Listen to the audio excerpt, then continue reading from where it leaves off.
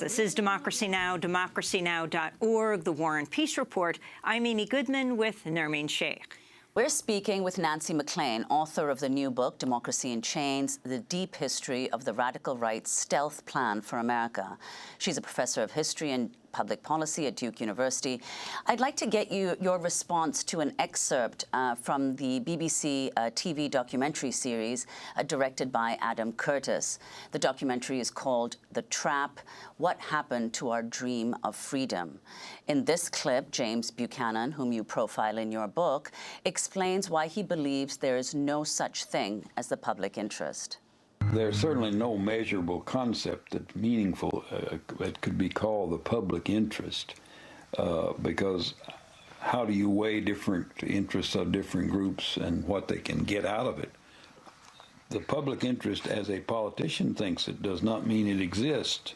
It's what he thinks is good for the country. If he would come out and say that, that's one thing, but behind this hypocrisy of calling something the public interest as if it exists, that's what I was trying to tear down. So that was economist James Buchanan in the BBC TV series directed by Adam Curtis. So, Nancy, could you tell us, first of all, respond to what he says about the public interest? And also, you say that Trump is almost the logical conclusion of some of Buchanan's ideas. So could you explain what you mean by that and what ideas specifically? Yeah, I actually have never seen the clip that you just pulled, so I just want to underscore for listeners those words. That's what I wanted to tear down, the idea of a public interest. You know, when we try to understand the mayhem that's unfolding all around us, the ugliness that's out there, the gross, aspersions on people's character who are trying to help people in our society, right, and make a better country. That's where this comes from. So that was Buchanan's idea, yes, is that we're all just self-interested actors and nobody's telling the truth. So I'm sorry, I forgot the follow-up.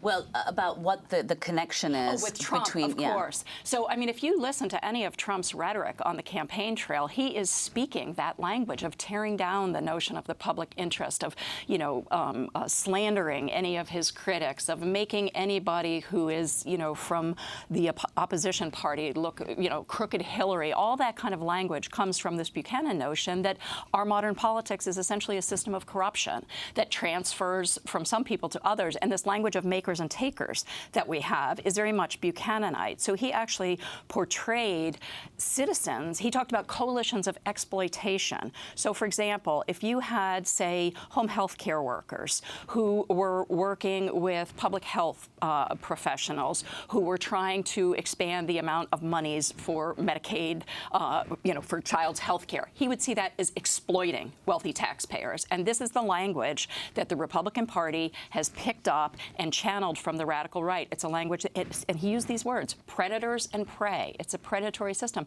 So this is antithetical not just to 20th century democracy, this is antithetical to the ideas on which this country was founded. The idea that there's something called we the people, and that together through deliberation we can make a more perfect union. This is a clip of an interview with White House strategist Steve Bannon at the Conservative Political Action Conference, CPAC.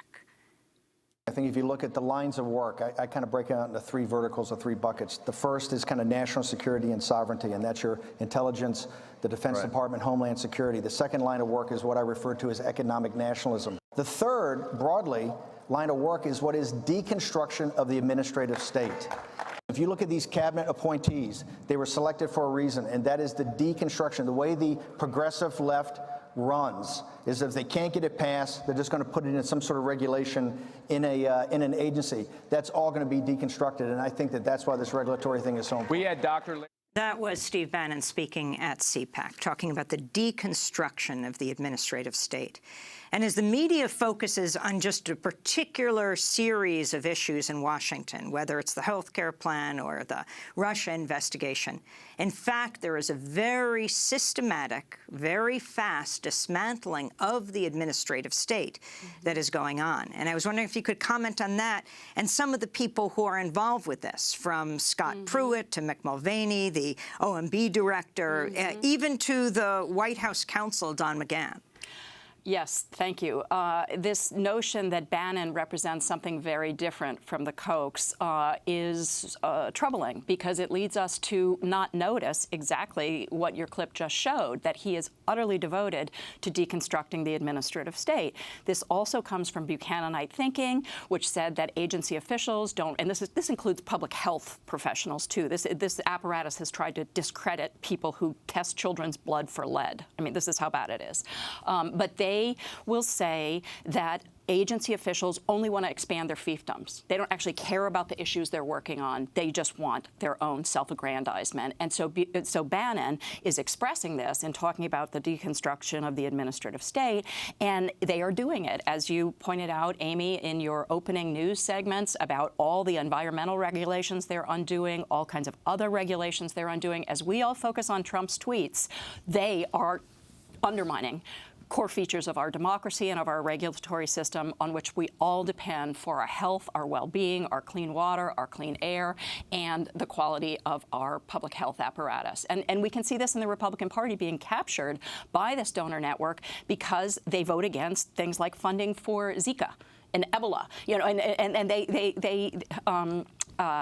they don't believe in public health. They don't, they just come from a different philosophical system.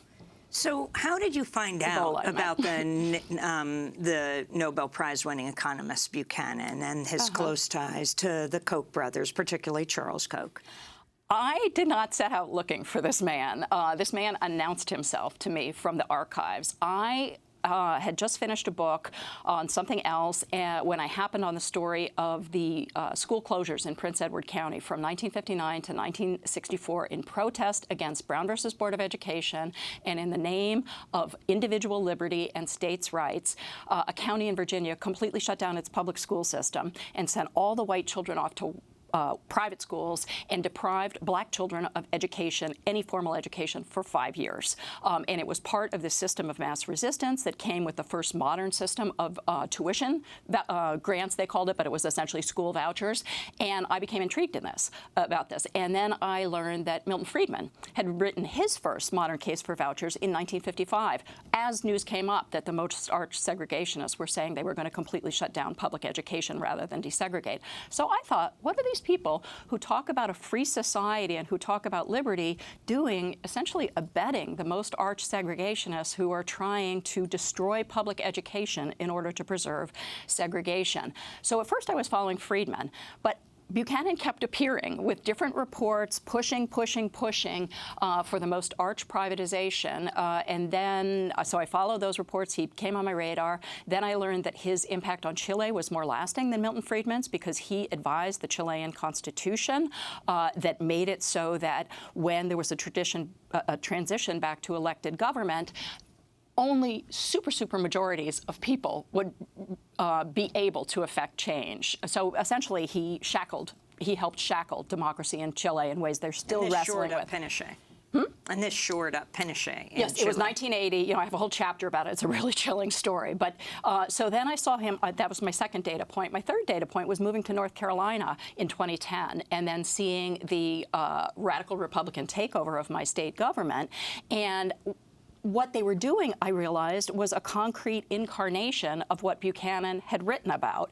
And that included things from the most draconian unemployment insurance changes that we'd seen in the country, later a monster voter suppression bill, some of the most arch gerrymandering in the country, undermining public education, shifting resources to totally unaccountable private education providers. I mean, just the list goes on. And I mean, I could tell you 30 things if we had time that they did in North Carolina, but that helped me to see what was going on. And also the person who's crucial in North Carolina, as the journalist Jane Mayer pointed out, Art Pope, has been working with the Kochs for several decades now. And he actually used the phrase, his organization used the phrase Big Bang to describe what they were doing. And that's a phrase that actually comes out of the George Mason operation that Koch funded by someone that Charles Koch has worked with there for several years, urged that if you want to push through this agenda that most people do not want and would not support if they knew it was coming, you should have a big bang. He said you should have clustered big bangs, and that's what we've seen all around the country. Explain. Clustered big bangs. Yeah, that was his phrase. Meaning? Oh, meaning that you push things through very, very radically, a whole series of things. It's like the shock and awe doctrine of warfare, right? That you push out so much so quickly that people are utterly shocked. You know, they just don't even know where to start to resist, and they can't respond to the whole panoply of measures. And while they're shocked and dazed, you've effectively changed the terrain. So let's turn to Reverend Dr. William Barber. You're talking about North Carolina, president of the North Carolina NAACP, one of the state's leading progressive voices. We've spoken to him over the years. This is back in 2012 when he talked about the role of Art Pope in North Carolina state politics. Brothers and some of the leaders of a group called Civitas are highly connected to the Tea Party elements and the Koch brother money. And the Koch brothers are the billionaire funders. Yeah, billionaire of the funder, Republican and Party. we call Art Pope in our state a little Koch brother. You know, he's connected to that whole funding. Yes, he is. He is who? Art Pope, who runs Civitas Funds. He funds all these ultra-conservative groups. Has spent something like $40 million of his own money to try to take over the state legislature, and they're the ones that have pushed all of this regressive voting rights and the Amendment 1. But it was Amendment 1 on same-sex marriage. But we clearly know what's up. The reality is, they could not handle this diverse electorate that has now been produced by this progressive voting laws that we have in a southern state. And so, Amy, what we saw in this, instead of dealing with the issue of poverty, instead of dealing with the issue of jobs, we lost 300,000 jobs because of the bad policies of the last administration during the Bush era. But instead of dealing with that, what did they do? They attacked voting rights, tried to pass voter ID. So that was Reverend William Barber back in 2012. We were speaking actually there at the Democratic Convention that was taking place. Reverend Barber has gone on to lead the Moral Mondays movement, become a major figure in civil rights and human rights in this country, head of the North Carolina NAACP and head of Repairers of the Breach. But this also goes to the resistance. And you mentioned earlier about the book Campus Unrest that James Buchanan authored back in the 1960s. If you can talk about what he proposes as the strategies to deal not only with campus unrest, but with the kind of resistance that we're seeing even today, though in fact he's not around anymore, Buchanan. So in the book, it was called Academia and Anarchy, and he proposed full tuition, no more state accessible state public higher education. You should pay full price tuition or not be there, because otherwise you would have a perverse incentive to organize and do other things than studying. He basically wanted to do away with faculty governance. He wanted to have donors and state legislatures exercise control over public institutions of higher education. And we're seeing this happen in public institutions in red-controlled states around the country. There's a brilliant documentary called Starving the Beast about this that I urge people to watch. It's very widely available.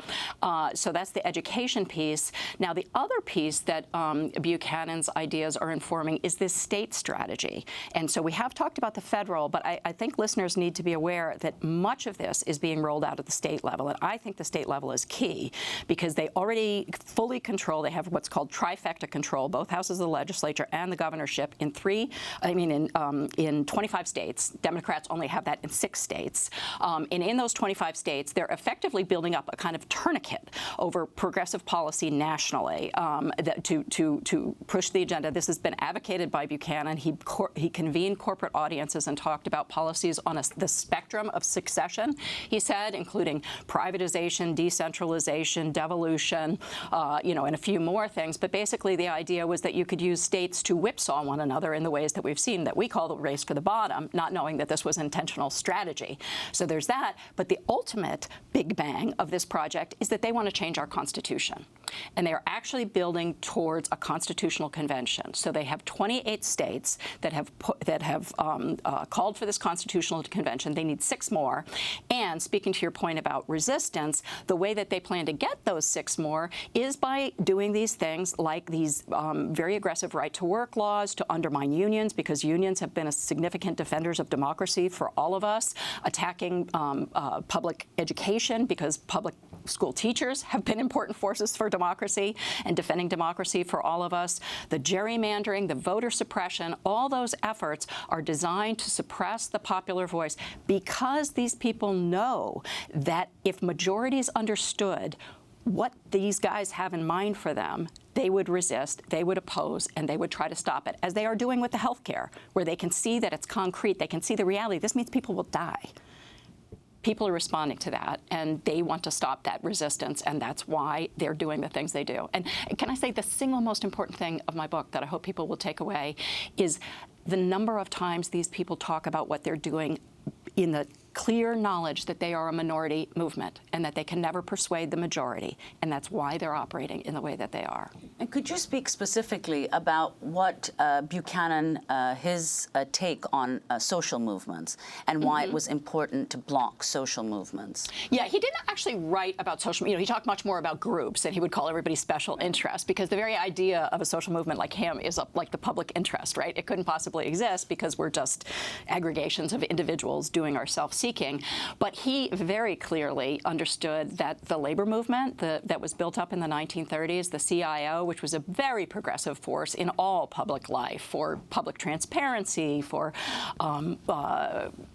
employment security, old age security, just all these things. The CIO was a very progressive force, and it deeply alarmed the Southern elite with whom Buchanan was allied. So the CIO was the first thing. The civil rights movement was another.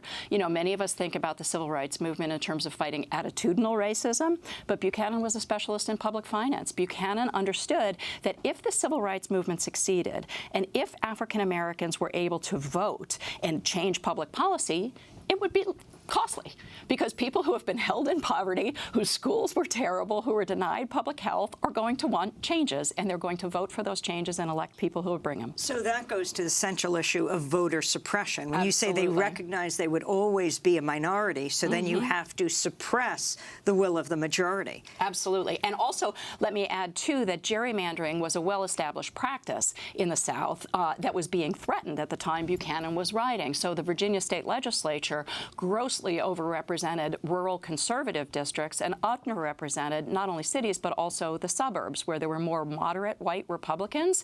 And one historian who has looked at this pointed out that if the cities and suburbs had been able to vote in proportion to their numbers, massive resistance would not have passed.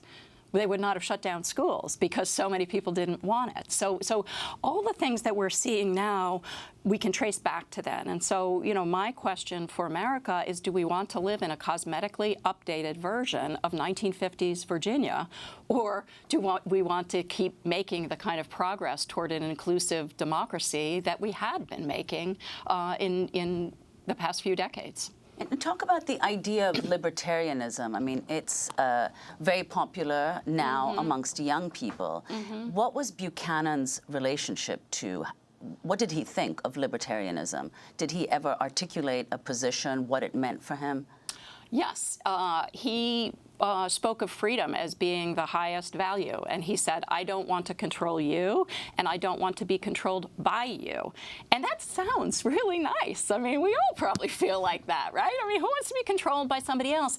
But what he was getting at in that is that the control that libertarians want to resist, at least the architects of the strategy we're looking at, not necessarily the teenagers who like the anti-empire kind of politics, they don't want to be controlled by democracy. Right? They just want to do their own thing, and that's particularly true for economic liberty. So from what I've been able to learn in studying this movement over the years, following its intellectuals, following its operations, whatever they say about liberty, ultimately it really comes down to economic liberty. And they're very happy to sacrifice political liberty or civil liberties in order to protect that economic liberty. There's a beautiful poem by Langston Hughes, which I should be carrying in my back pocket, and I haven't, but I will after this because I'm embarrassed not to have it. But in that poem, Langston Hughes talks about the difference between liberty and freedom, and basically talks about liberty as a source of nightmares, because liberty is the idea of the slaveholders and the John C. Calhouns and so forth that was used to keep African Americans down for so long, whereas he talks about freedom as a beautiful thing.